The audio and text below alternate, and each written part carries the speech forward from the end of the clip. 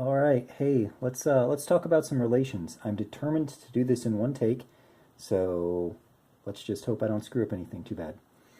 All right, what is a relation? Well, we have our example of our most important and kind of most useless relation here in front of us.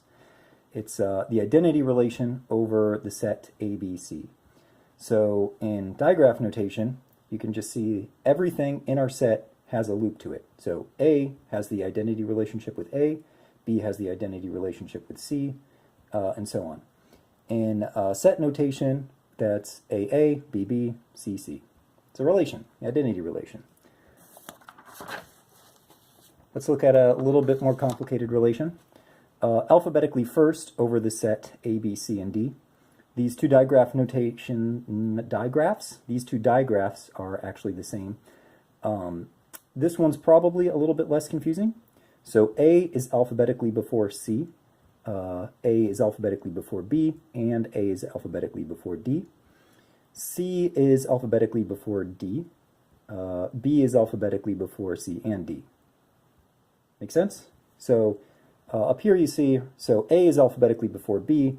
That edge means the same thing as A comma B in our set notation. You know, there's a line going from A to B, A comma B. Set notation, digraph notation is just a line.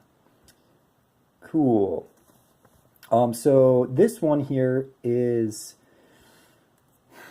transitive because you can see that there is a line going from B to A, or from B to D, I'm sorry. B is alphabetically before D, but there's also a line going straight from A to D. So A to B to D, you can go straight from A to D. You don't have to, like, have an incomplete chain. That one, just ask me about sometime if it's confusing. But let's talk about what reflexive is. So reflexive over the set ABC means in digraph notation that everything in the set has a loop. So A has a relationship with A, B with B, C with C. If that's true for everything in the set, it's reflexive.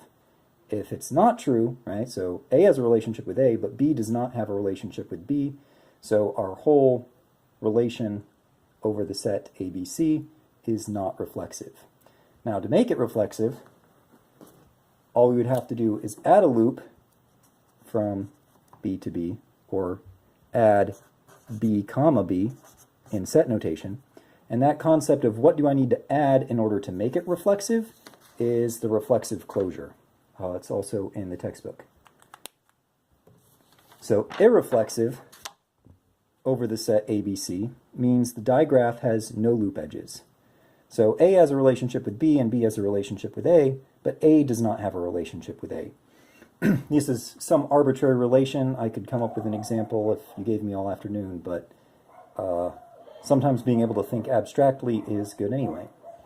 So this set here, if we just add a loop from B to B, it is no longer irreflexive. It's not reflexive and it's not irreflexive. It's neither.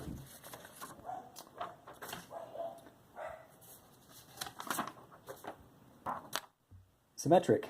Symmetric in digraph notation is if there is a line going one way, there must be a line going the other way.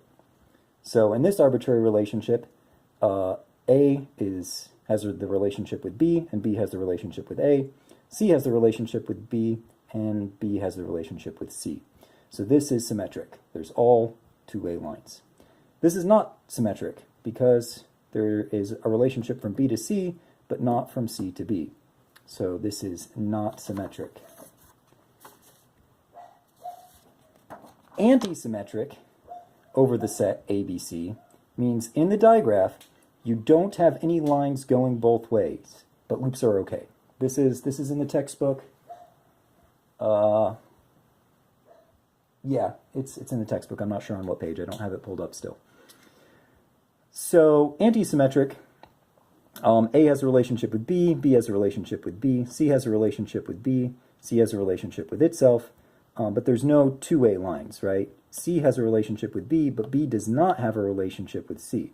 So this is antisymmetric. This one here, all that's different is there's a relationship from B to A. So A has a relationship with B, B has a relationship with A. So this is not antisymmetric.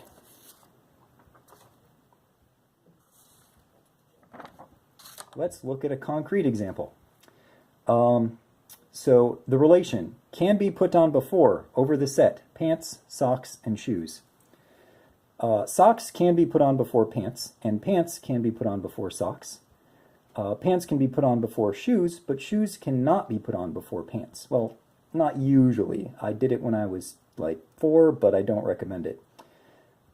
Socks can definitely be put on before shoes, but shoes definitely cannot be put on before socks. Okay, I guess you can try to prove me wrong and send me a picture. But I claim that shoes cannot be put on before socks. So this is an example of a relation that is not symmetric or antisymmetric because it has some two-way relations and some one-way relations. I'll just let you think about that for a minute while I think about what I'm going to do next.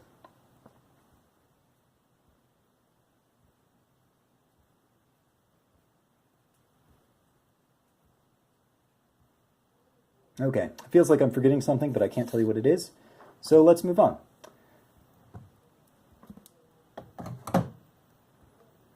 This is problem from 4.37a, and we are going to do Kershaw's. So again, you tell me how to say his name. I don't really care. That guy, his algorithm. So the way the algorithm works is we know that it's an algorithm for a minimal spanning tree. So we're trying to figure out what set of edges from or what subset of edges connects every single node with the minimum possible weight, right? So we know that we're going to connect all the vertices. So I just went ahead and cheated and put down all the vertices to start with. And then we're going to add edges until we have a minimal spanning tree. So what we have going on here is first you sort all the edges by weight. So you can see that those first 3 edges in our list all have weight 1. Right? This is what we're trying to create the minimal spanning tree for. So BD has a weight of 1. DF has a weight of 1, and AC has a weight of 1. Everything else has a weight of 2. So we put the ones, we sort them in order.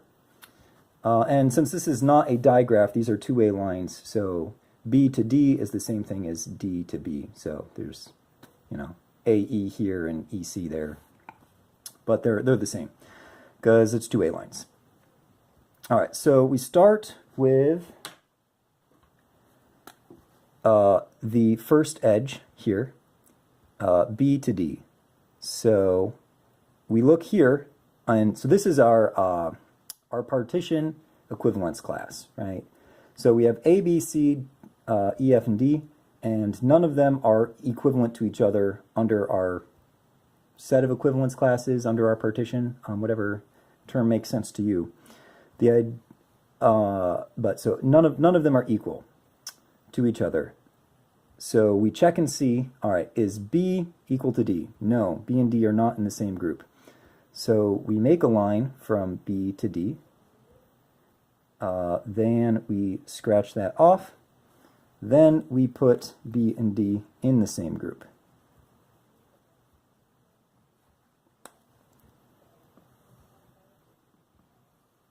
So now B and D are connected. They're in the same group.